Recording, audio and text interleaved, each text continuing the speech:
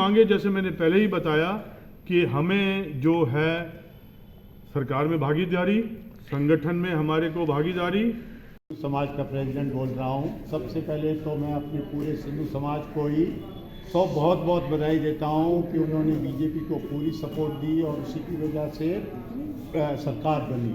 और मेरा यही कहने का मतलब है, हमारे समाज हमेशा ऑलवेज जो भी अच्छे काम होंगे उसके लिए पूरी सहायता देगी और हमें उम्मीद है कि गवर्नमेंट भी हमारे साथ रहेगी।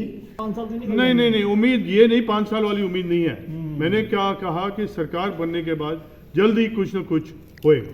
हमारे पास कोई प्रोग्राम तो मिला नहीं हमें कोई, परंतु उस समय हमारा कोई हमारे जो लोग बाहर से आते हैं वो कुछ एक तरह से रहेंगे और हमारा भी एक ठिकाना हो जाएगा।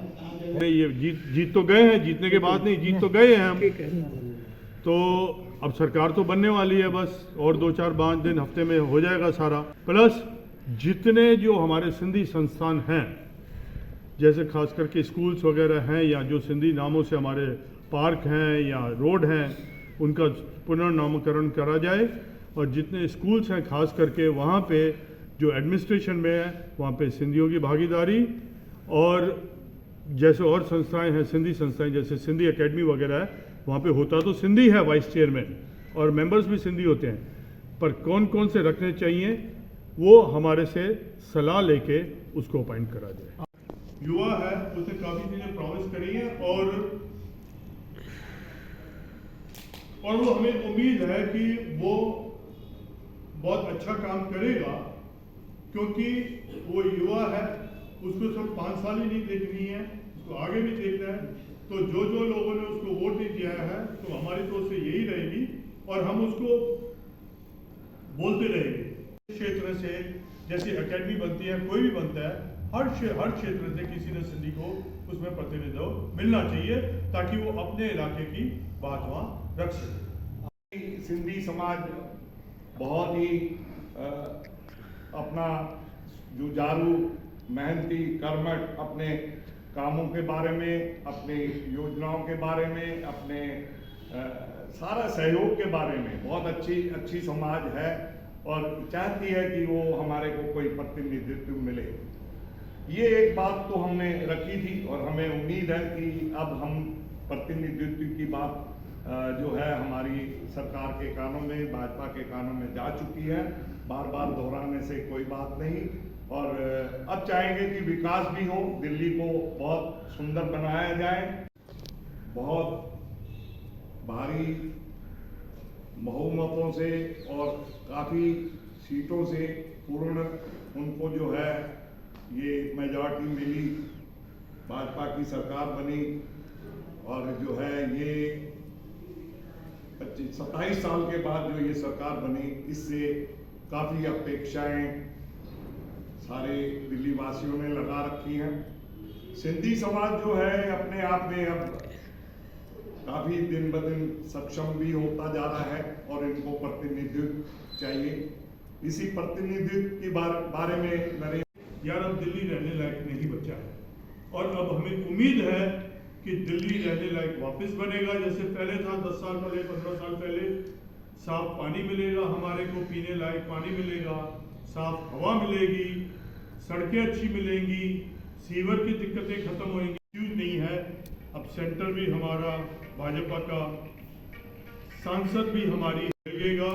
जैसे अभी कुछ चुनाव वाले दिन जो कि 5 फरवरी था ना, 5 फरवरी को जो चुनाव हुए उसमें सब अपने अपने घरों में अपने जहाँ उनका चुनाव है वहाँ पे पहुँचे, क्योंकि कई लोग जो हैं अब दिल्ली में तो उनका एड्रेस है पर कोई गुड़गांव रह रहा है, कोई कहीं रह रहा है, कोई नोएडा शिफ्ट हो गया कोई बच्चों के कारण।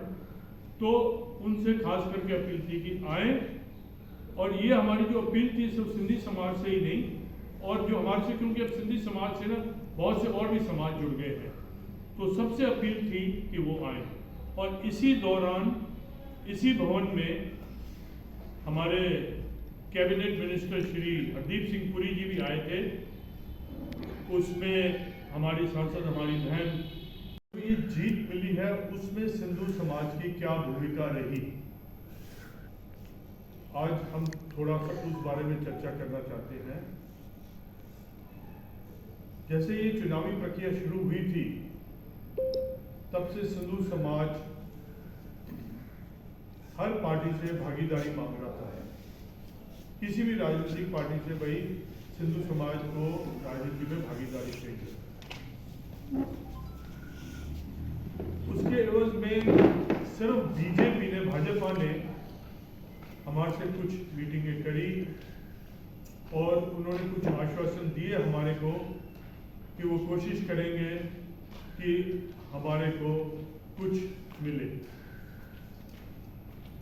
जैसे उनके प्रदेश अध्यक्ष वीरेंद्र सचदेवा जी यहाँ पे आए थे, हमारे इसी जिस हाल में हम बैठे हैं वहीं पे मीटिंग हुई थी उनके साथ में। फिर उनके बाद उनके प्रदेश ऑफिस में हम लोगों की मीटिंग हुई थी मनोज तिवारी के साथ, और प्रवीण खंडेलवाल जी भी थे उस मीटिंग में। फिर उसके बाद अगले दिन हमारे को मनोज तिवारी जी ने अपने घर पे बुलाया था, हम उधर भी गए। फिर हम BL संतोष जी से भी मिले थे। मतलब हमें उम्मीद थी कि कुछ न कुछ मिलेगा, पर अब क्या मजबूरी थी, क्या राजनीति थी, कुछ हमारे को नहीं मिला। बट एटलीस्ट सिर्फ एक यही पार्टी थी जिसने हमारे से संपर्क साधा। बाकी ना कांग्रेस ने ना आम आदमी पार्टी ने हमारे से कोई संपर्क साधने की कोशिश भी नहीं करी कि जैसे हम लोग एग्जिस्ट करते हैं कि नहीं करते। ये बड़े दुर्भाग्य की बात है।